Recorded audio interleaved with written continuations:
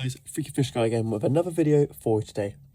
Today we've got an updated Flounder profile, and I say updated is literally, it's still this list and this format. It hasn't included the things on Battle Chaos, but I did change it since my last profile a couple of days ago.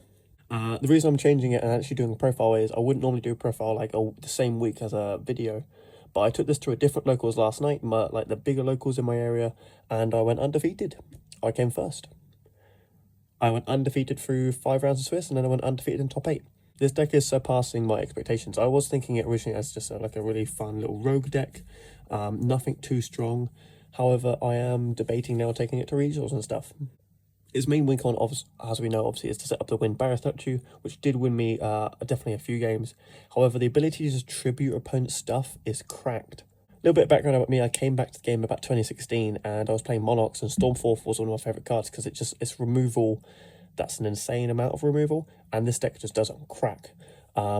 Unexplored Winds is stupidly powerful, and it's just occurred to me how good this deck can be.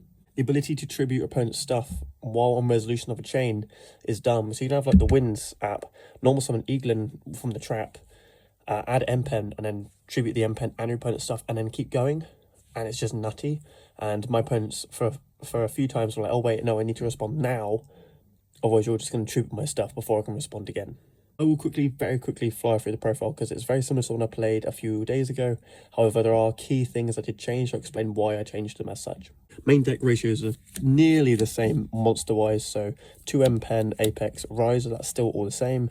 Still 3 Rabina, that's a go-to. Still 3 Eaglin, that's also a go-to. 2 Stree, this came in so clutch. This is probably my favourite small bird now because you can banish Golden Lord, you can banish DPE, it's a very good card. 1 token just to recycle your traps and your spells, and also like the M-Pen because you can banish it straight, add it back for token. The 1 Barrier statue, this came in very clutch. I played against a artifact DPE deck. I did love that deck. Like, the whole idea was very cool. I just feel bad because I summoned this and it's just instant scoop. But yeah, the idea was that he would trigger like the artifacts with DPE. He can normal summon Orpheus Scorpio, summon Cobra, add the Destiny Fusion, make Dagda, and then you off the 1 Orpheus Scorpio, you get DP plus Scythe combo, which is very good, as well as like a bunch of other like Trenchals, the artifacts themselves, Sanctum, Ignition, loads of fun stuff. And I did play him round 4, which means he was obviously doing quite well with the deck until I played up against him. Hand traps, we cut it down to 2 Ash. We're only playing 2, not 3, because I wanted the room for other stuff, and we're playing Effect Villa. Ash isn't just a hand trap, it's mainly the cross-out targets, so that's why we cut it down. I still drew it a few times, it still did really well, so I'm happy with 2. Spells, we're still playing 3 map. It's very, very stupidly good. Terraforming, best card in the deck, in my opinion. Unexplored Winds, just start contributing opponent's stuff. Something that did get made clear to me from a couple of weeks ago, from when I played a couple of weeks ago, is Unexplored Winds. It doesn't trigger Riser. It doesn't count as a tribute. So thank you for the YouTube commenter who did point out to me. At first, I won't lie, I didn't believe him. I was like, oh, no, it's still tributes. And I actually read the cards, like, oh wait, no, it still works. Thankfully, we kept that correct for last night. But yeah, that's a bit of a weird one that I need to think about when I'm playing the deck in future. 3 Extrav, just draw power. If you have Pot of Prosperity, you can play this instead, or Prosperity instead. I'm actually starting to like Extrav because the draw power is very nice. I'm still playing 3 Pot of Duality, so I still get to see certain cards. Prosperity would be better because it enables me to see those one-off cards, especially post-siding. Like, against certain decks, when I go first, game 2 or 3, I aim to set up the Samorg lock. And if I can see Anti-Spell and Dark Samorg in the same combo, that's just nutty, because you go Prosperity, add the Anti-Spell, Eaglin, add the Dark Samorg. Okay, your opponent just can't play any back row this game without immediately dealing with Dark Samorg. So I would play Prosperity if I had it, but at the moment Extrav is just about fine as a replacement. Rest of spells, we're now playing 3 cross-out, and the other one I was only playing 2 because I had to at the time, now playing 3. And this came in so clutch, the whole event. Imperm, nope. Veiler, nope. Very, very good. It's also very good if your opponent has 2 Veiler in hand, which did happen at one point. I'm fairly certain I didn't see his hand, but the fact that he was like, oh, wait, I needed to read it, see if it stops it for the rest of the turn and other cards. But yeah, so cross-out is very good in this deck. A few times I did Brick, and I would just set like an Imperm, set the cross-out, set a Book of Moon, with like a Stree in hand and nothing else. I'd let my opponent play. In the end phase, I'd go cross out Rabina, normal summon in my turn, then the street, add back the Rabina, and it'll be 4 races then. So cross out is very good in this deck. Still playing 3 Book of Moon.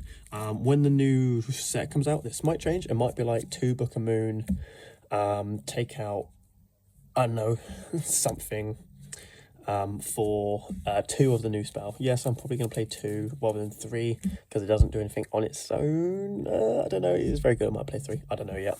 I haven't tested it. 1 gold sock I added in because it unbricks your hands, which is nice. Traps 3 Imperm and 1 Dreaming Town. I drew Dreaming Town like every single game, which is a bit annoying, but it still managed to combo off. It did mean I can search the unexplored wins every time, which was obviously very good and very good to why I topped the event.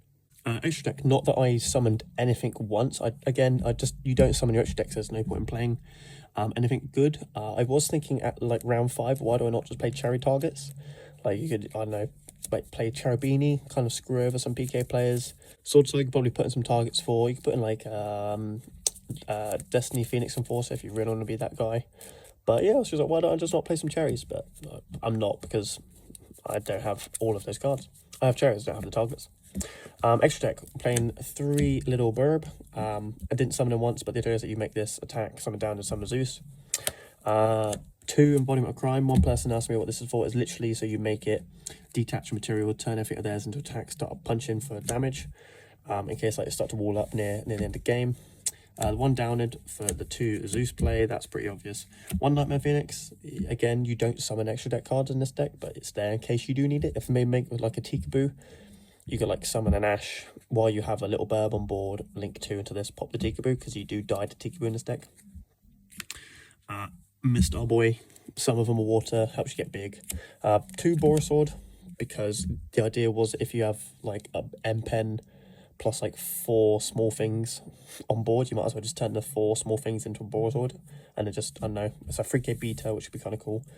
Borderlo Dragon, same reasoning, and 2 Entis, just in case I can't send this myself. I'm not playing Dogmatica.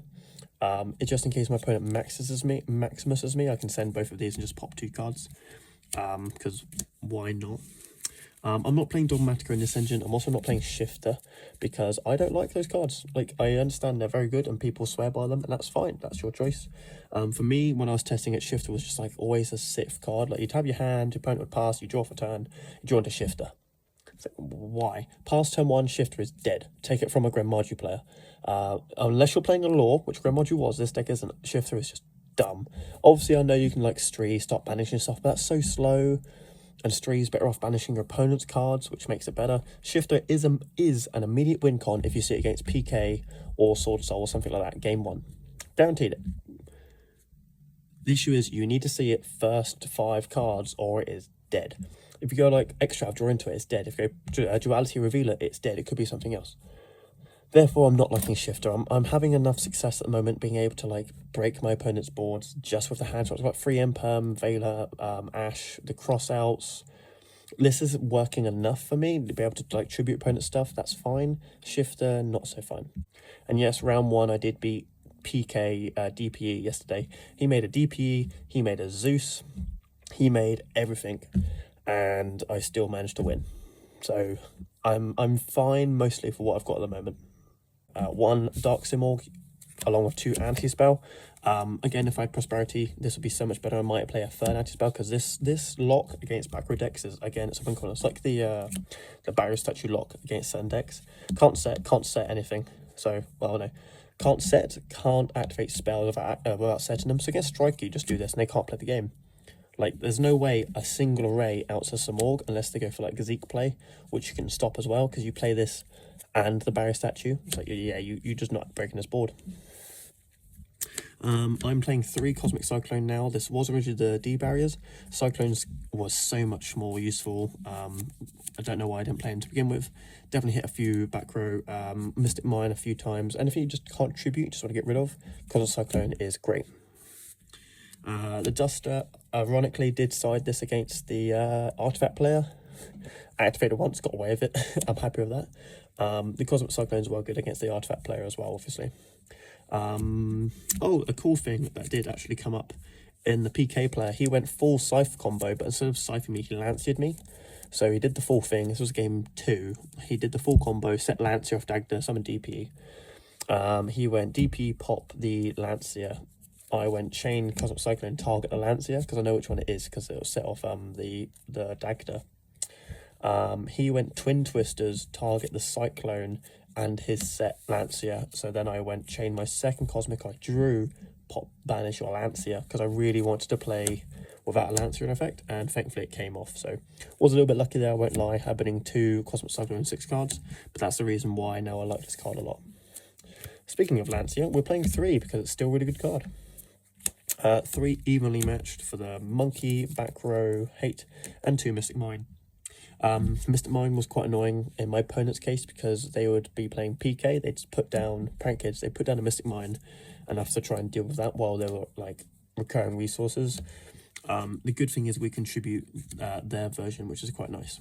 Anyway guys, this was my profile. Again, I made first place at locals. Again, I'm not saying it's like a regionals or anything like that. It was 5 rounds of Swiss plus top 8. I think it was only like 20 something odd players. A lot less than normal just because the new banners came out. Not a lot of people care, and a few people did drop play cube. That's fine. We still managed to fit 5 rounds in, and I did play against meta. So my Swiss rounds, I played round 1 was PK, round 2 was Shadol Dogmatica Invoked, round 3 was Sky Striker, round 4 was the weird artifact DP version, round 5, bear in mind at this point it's like mostly top table stuff, round 5 Yosenju. Again, shout out to Brandon, just doing the mad god's work with Yosenju. Top 8, the first one again was the artifact DPE deck, which again was a bit bad. Top 4 was the Prank Kids with Skill Drain and Mystic Mine, which was quite nice. And then around the final was Sky Striker. It was the same player I played earlier and beat earlier, so that was quite nice. Any questions, as always, please feel free to leave below. Otherwise, goodbye.